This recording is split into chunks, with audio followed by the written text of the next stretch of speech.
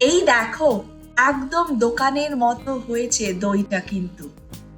Hello বন্ধুরা, কেমন আছো? আজকে আমি বানাবো একদম সহজ পদ্ধতিতে মিষ্টি দই। চোখ বন্ধ করে একদম বানিয়ে ফেলতে পারবে, কারণ আমি তোমাদের যেইভাবে মেজারমেন্ট দেখাবো কোনো ঝঞ্ঝাটের ব্যাপার নেই। তো চলো তাহলে দেরি না করে এবার চটপট তোমাদের দেখাই কি কি লাগবে মিষ্টি দইয়ের জন্য। প্রথমেই লাগবে হচ্ছে হোল মিল্ক ইয়োগার্ট। তো হোল মিল্ক ইয়োগার্ট প্লেনটাই কিনতে হবে। তোমরা কিন্তু গ্রিক ইয়োগার্ট কিনবে না। গ্রিক ইয়োগার্ট কিনলে দইটা বেশি থিক হয়ে যাবে। আর তোমরা যদি লো ফ্যাটের ইয়োগার্ট কেনো বা মানে হোল মিল্ক ছাড়া যেটা দেখবে এমনি প্লেন ইয়োগার্ট, সেটা কিনলেও কিন্তু হবে না, একদম পাতলা হয়ে যাবে। তো বেস্ট রেজাল্ট পেতে হলে কিন্তু হোল মিল্ক ইয়োগার্টটাই একদম পারফেক্ট। তো এটা হচ্ছে 907 গ্রাম। এটা হচ্ছে এভাপোরেটেড মিল্ক, এইটা আমার লাগছে 354 ml। আর নেক্সট হচ্ছে সুইটেন্ড কনডেন্সড মিল্ক, এইটাও কিন্তু এক্স্যাক্টলি 397 গ্রাম। এইবার কাজ হচ্ছে ওভেনের। তো আমি প্রথমে বেকে দিয়ে দিলাম, 350 ডিগ্রি ফ্যারেনহাইটে থাকবে, আর এটাকে স্টার্ট করে দিলাম। তো যতক্ষণ আমি সব কাজ মানে মিক্স করা এগুলো করব, ততক্ষণে আমার প্রিহিট হয়ে যাবে ওভেনটা। তো দইটা আমার ওপেন করা হয়ে গেছে, এভাপোরেটেড মিল্কটাও খোলা হয়ে গেছে। এবার লাস্ট আমার কনডেন্স মিল্ক। এবার আমি নেক্সট স্টেপে চলে যাচ্ছি। তো আমি একটা মিক্সিং বোল নিয়ে নিয়েছি। এবার আমি দইটা ঢেলে দিচ্ছি, পুরো দইটাই দিয়ে দিচ্ছি। এবার আমি এভাপোরেটেড মিল্কটা ঢেলে দিচ্ছি। এবার আমি নিয়ে নিচ্ছি সুইটেন্ড কনডেন্স মিল্ক।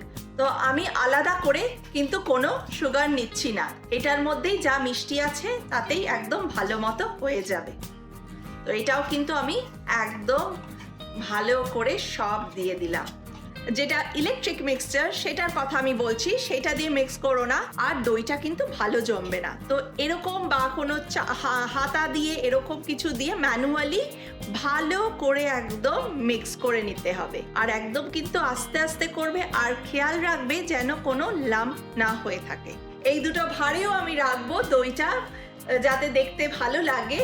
আর বাকিটা তো এতটা ধরবে না এখানে, তো বাকিটা আমি এখানেই দিয়ে বেক করতে দেবো। তো আমার পুরোটা ঢালা হয়ে গেছে। এবার নেক্সট ভাতটাই চলে যাই। তো এটাও ভরে ফেললাম। তো কি দারুণ দেখতে লাগছে। তো এই দুটো আমি অলরেডি অ্যালুমিনিয়াম ফয়েল দিয়ে কভার করে দিয়েছি, আর এবার এইটাও করে দিচ্ছি। তো এবার আমি ওভেনে ঢুকিয়ে দিচ্ছি। আর একটা আমি ট্রে রেখে দিয়েছি, কারণ না হলে ভাঁড়গুলো রাখতে অসুবিধা হবে। এবার আমি ওভেনটা বন্ধ করে দিলাম। এইবার এটা 8 আওয়ার্স ওভেনেই থাকবে, শুধু লাইটটা অন থাকবে। 8 আওয়ার্স বাদে এটা আমি ডাইরেক্টলি বের করে ওভেন থেকে ফ্রিজে রেখে দেব। এবার তোমাদের দেখাবো যে পারফেক্টলি হয়েছে কিনা। দেখো কি অসাধারণ। একটু কেটে দেখাই তোমাদের। এইবার ভাতটা দেখি, পুরো দোকানের মতো হয়েছে। দোকানে যেমন এরকম মিষ্টি দই ভাঁড়ে করে রাখা থাকে, এবার দাঁড়াও একটু দেখো, যে কেটে বের করে নিয়েছি, আর এই জায়গাটা দেখো।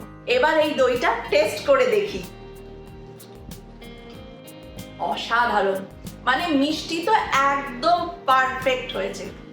মানে আমি বলবো আর মিষ্টি দেওয়ার, আলাদা করে চিনি দেওয়ার একদমই দরকার নেই। মানে এটা যদি কোনো লোক মানে বাইরে কাউকে সার্ভ করো এই ভাঁড়ে করে, কেউ বুঝতে পারবে না যে এটা বাড়িতে করেছো নাকি তুমি দোকান থেকে কিনে এনেছো। তোমরা ট্রাই করে জানিও। চলো তাহলে, ভালো থেকো বন্ধুরা, কিপ অন ওয়াচিং, বাই।